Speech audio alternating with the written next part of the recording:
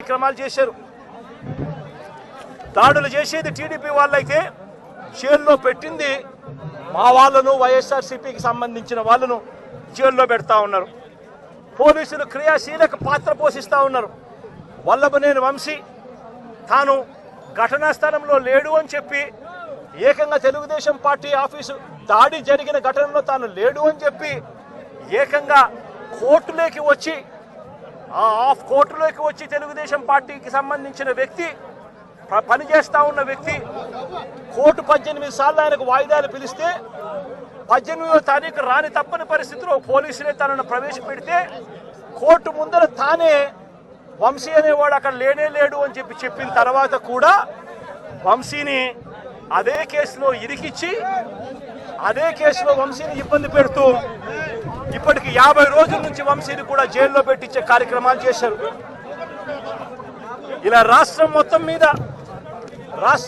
మీద red book పరిపాలన సాగిస్తా ఉన్నారు. ఇదే చంద్రబాబు నాయుడు గారిని అడుగుతాను, అయ్యా చంద్రబాబు, ప్రజల్లో ఏదైనా కూడా మంచి పేరు తెచ్చుకొని రాజకీయాలు చేయడం నేర్చుకోండి. మీరు సూపర్ 6 ఎందుకు అమలు చేయడం లేదు అని చెప్పి ఈరోజు ప్రజలు గట్టిగా నిలదీస్తా ఉన్నారు. సూపర్ 7 హామీలను ఎందుకు అమలు చేయడం లేదు అని ప్రజలు మిమ్మల్ని గట్టిగా ప్రశ్నిస్తా ఉన్నారు. ఇలాంటి ప్రశ్నించే సమయంలో ప్రజల గొంతు వినపడకూడదు అని చెప్పి రాష్ట్ర వ్యాప్తంగా రెడ్ బుక్ పాలన మీరు సాగిస్తూ వైఎస్ఆర్సీపీకి సంబంధించిన వాళ్ళు లేదా మీ సూపర్ 6ను, మీ సూపర్ 7ను ఎందుకు అమలు చేయడం లేదు అని చెప్పి అడుగుతా ఉన్న ప్రజలను మీరు దయా దాక్షిణ్యం లేకుండా ఈ రకంగా ప్రతి చోట కూడా పోలీసులను ఉపయోగించుకుంటూ ఎమ్మెల్యేలందరినీ కూడా హింసను ప్రోత్సహించండి అని చెప్పి వాళ్ళందరినీ కూడా ఉసగొలుపుతూ రాష్ట్ర వ్యాప్తంగా కూడా మీరు చేస్తా ఉన్న ఈ దౌర్జన్య కాండ త్వరలోనే ప్రజలు చూస్తూ ఉన్నారు, దేవుడు చూస్తూ ఉన్నాడు. ఖచ్చితంగా మీకు బుద్ధి చెప్పే పరిస్థితి త్వరలోనే వస్తుందని చెప్పి ఈ సందర్భంగా చంద్రబాబు నాయుడు గారికి గట్టిగా మందలిస్తూ చెప్తా ఉన్నా. అదే మాదిరిగా ఇంకొక విషయం కూడా చెప్తా ఉన్నా.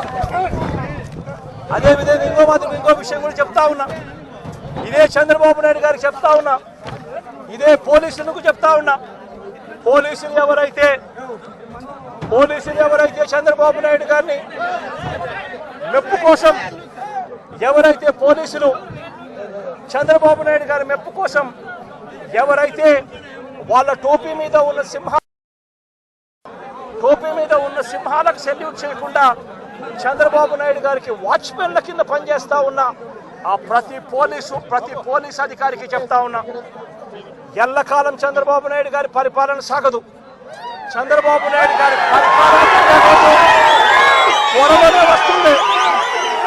ప్రతి పోలీస్ అధికారికి కూడా చెప్తా ఉన్నా, మీ బట్టలు ఉడదీస్తామని చెప్పి ప్రతి పోలీస్ అధికారికి చెప్తా ఉన్నా, మీ యూనిఫామ్ తీస్తాం, చట్టం మిమ్మల్ని నిలబెడతాం, దోషులుగా మిమ్మల్ని నిలబెట్టి మీ యూనిఫామ్ తీయించి మీకు ఉద్యోగాలు లేకుండా చేస్తామని కూడా ఈ సందర్భంగా ఇప్పటికైనా చెప్తా ఉన్నా, ప్రతి పోలీస్ అధికారిలో కూడా మార్పు తెచ్చుకోండి. ఎల్లకాలం ఇదే పరిపాలన సాగదు. మీరు చేసిన ప్రతి పనికి కూడా వడ్డీతో సహా లెక్కేసి మిమ్మల్ని దోషులుగా నిలబెట్టి మీతో కక్కిచ్చే కార్యక్రమం ఖచ్చితంగా చేస్తామని చెప్పి కూడా ఈ సందర్భంగా ప్రతి పోలీస్ అధికారికి కూడా చెప్తా ఉన్నాం. Hey!